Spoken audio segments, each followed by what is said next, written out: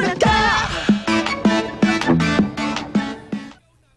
Mga ilang finished products pa natin mga finished makikita, products. no? So, meron tayong gata, sir. Mga flavored oats milk, Okay. strawberry and chocolate. Then, meron tayong goat sausage, Okay. Hungarian and longganisa. Then, butter, yogurt, tapos yung goat's milk soap. Ang dami pala talagang products na makuha mula sa goods. Thank you so much, Sir Art. Salamat. Ayan. At sa aming pagbabalik, nako, magugustuhan to ng mga beauty conscious na mga kapuso natin dahil gagawa tayo mismo ng facial masks at facial cleanser gamit-gamit walang iba kundi ang goat's milk. Kaya abangan niyo yan. Punta muna tayo sa studio para sa unang balita. Thank you so much, Sir. Ang mga unang balita sa mga oras na ito. Ang exclusive na pag-rescue sa driver ng kotseng naipit matapos banggain ng pampasaherong bus sa Valenzuela. Tatlong sasakyan nagbanggaan sa Quezon City. Boeing 787 Dreamliner tampok sa isang air show sa Great Britain. At kilalanin ang mga wagi sa Cinemalaya Film Festival Awards. Tutok na sa unang balita. Ako naman Arnold Glavio kasama si Rhea Santos. Narito namang pinasariwang balita sa umagang ito.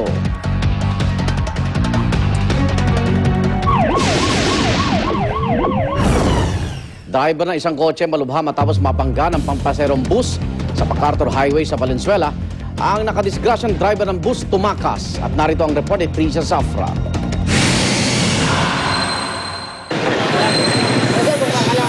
Naabutan pa ng GMA News ang aktual na rescue sa driver ng kotseng ito na kinilalang si Segundo Pineda matapos nabangga ng isang pampaserong bus sa MacArthur Highway, Valenzuela City pasado alas 3 kanina madaling araw. Wala nang malay ang driver habang tinatanggal sa pagkakaipit sa driver's seat. Agad siyang dinala sa ospital. Dalawa sa tatlong sakay ng kotse na tumanggi namang magpakilala, bahagyang nasugatan sa banggaan. Ayon sa isa sa mga sakay ng kotse, galing sila sa direksyon yun at U-turn sana pabalik pero biglang sumulpot ang pampasaherong bus at sila ay binangga. Sa lakas ng impact ng pagkakabangga, nahulog ang bumper ng bus at lumipad naman papunta rito sa gutter ang kotse.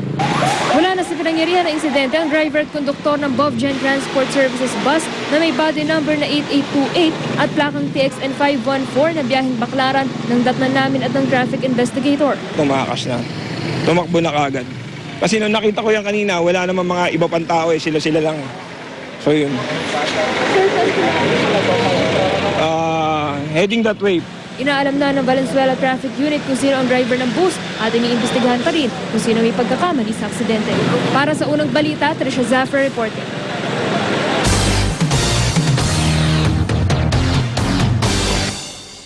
Patuloy pa rin clean-up operation sa oil spill sa Rosario, Cavite. Sa ngayon, wala pa nakikitang pagtagas sa nasirang pipeline ng Petron. Mula sa Rosario, Cavite, may live report si June Veneracion. Yun.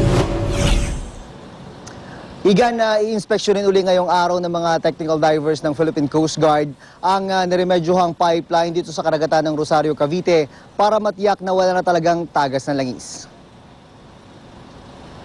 Itong nakikita nyo po ay ang live video ng general situation dito sa karagatan ng Rosario, Cavite. Yang nakikita nyo pong bandang orange na yan sa may bandang dulo nitong horizon. Yan yung tinatawag na containment area kung saan iniipon yung mga residue ng langis mula nga nun sa nagkaproblema ng oil spill dito sa Rosario, Cavite. Kahapon ay nandyan yung isang malaking barko ng Philippine Coast Guard pero mapapansin niyo ngayon ay wala na yung Coast Guard ship na nandyan na nag-monitor 24/7 para kasi sa Philippine Coast Guard ay mission accomplished na sila dito sa Rosario, Cavite dahil nga natapalan na yung nagkaproblemang pipeline ng Petron. Ginamitan ito ng quick dry putty pagkatapos ay nilagyan pa ng steel encasement. Kaya hanggang sa mga sandaling ito ay wala pa rin silang namomonitor na pagtagas ng langis mula dyan sa pipeline na yan. Ngayong araw din na ito ay mag-iikot ang mga taga-welfare office ng Rosario para malaman kung ilan at kung magkano ang nawala sa mga mangingisda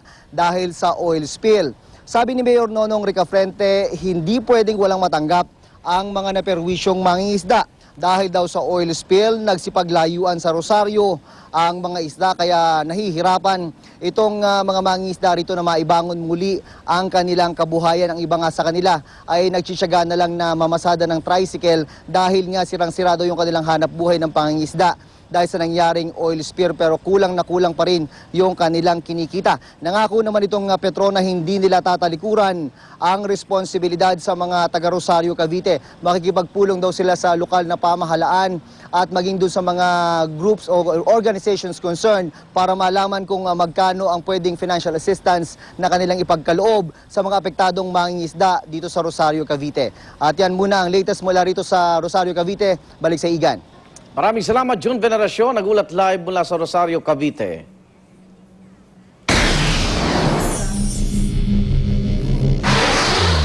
Boeing 787 Dreamliner tampok sa isang airshow sa Farnborough International Airshow sa Great Britain. Ang paglapag ng eroplano sa Britanya ang kauna-unahang international test flight nito mula sa Seattle. Ayon sa kumpanyang gumawa ng aircraft, mas environment-friendly ito kumpara sa ibang eroplano. Itinabi ang Dreamliner sa Airbus A380, ang eroplanong ikinukumpara nito pagdating sa disenyo.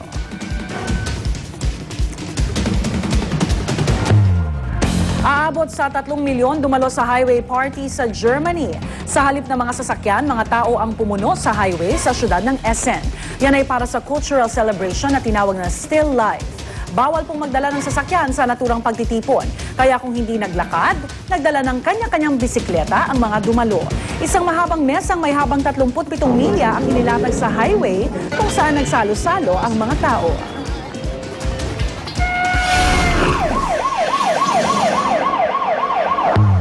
Tatlong sasakyan nagkarambola sa Quezon City at narito ang report ni Oscar Oida.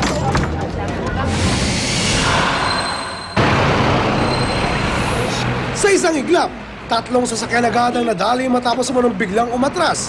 Ang isang sasakyan sa bahagi ito ng C5 sa area ng Quezon City, pasado alas 11 ng gabi. Wasak ang unahan ng EUV na ito, habang nadali naman ang sinusundang wagon.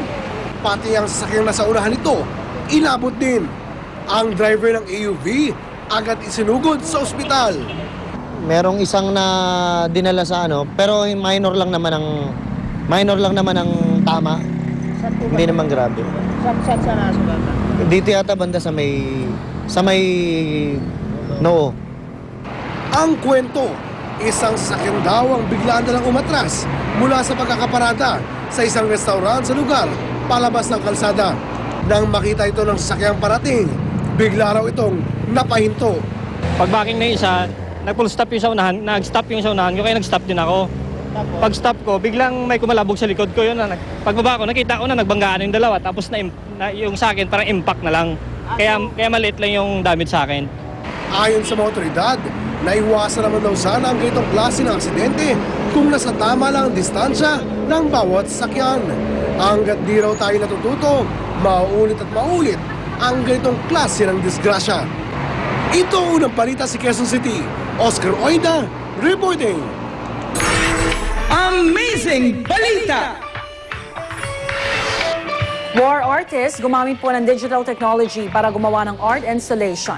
Kinomisyon ng Australian government ang artist na si Sean Gladwell para makapture sa sining ang mga eksena sa gyera. Ang diskarte, binigyan po ni Gladwell ng mga kamera ang mga sundalo at sinabihang gumawa ng video art tungkol sa kanilang karanasan.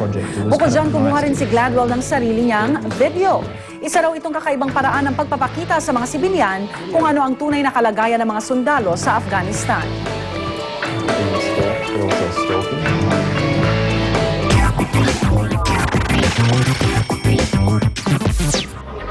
Sikat na children's book na The Railway Children may theater adaptation na sa London. Matapos magkaroon ng movie version 40 years ago, sa isang kakaibang entablado naman ito mapapanood. At yan ay sa Waterloo Station, complete with a real steam train. Iikot pa rin ang storya nito sa tatlong Waterbury kids na mahilig magmasid sa mga dumaraang tren. Ang proceeds ng theater adaptation na ito ay mapupunta para sa charity works sa homeless children, partikular na sa mga nakatira sa gilid ng riles. Mga nagwagi sa 2010 Cinemalaya Independent Film Festival, inihayag na sa award ceremony. Para sa full-length category, Best Supporting Actor si Emilio Garcia para sa pelikulang Recruit, habang Best Supporting Actress naman si LJ Reyes para sa The Leaving. Nasungkit naman ni John Arcilla ang Best Actor Award para sa pelikulang Halaw. Si Lovie Poe ang itinanghal na Best Actress para sa kanyang pagganap sa Mayohan. Sa Director's Showcase category, ang pelikulang Two Funerals ang humakot ng parangal. Kabilang na ang Best Screenplay at Best Director para kay Gil Portes. At yan ang may init na showbiz scoops ngayong Monday morning. This has been Luandi, your morning kachika. Igan, Rhea. Salamat, Luan. Para makatanggap ng mga pinakabagong balita via text, i-type lang ang GMA News Space On at isend sa 4627. At yan po ang mga unang balita sa umagang ito. Para pa rin sa mga nagbabagang balita, tumutok lamang dito sa GMA. Mula sa Tahanan ng Katotohanan, kasama si Connie Sison, ako po si Rhea Santos. At kung may balita i-report sa GMA News, i-text and scoop space message space ang inyong pangalan at address, padala sa 4627. Sa ngalan ng bumubuo ng GMA News and Public Affairs ang impilan ng serbisyong totoo. Pakaigan ako naman Arnold Glavio, itong unang balita.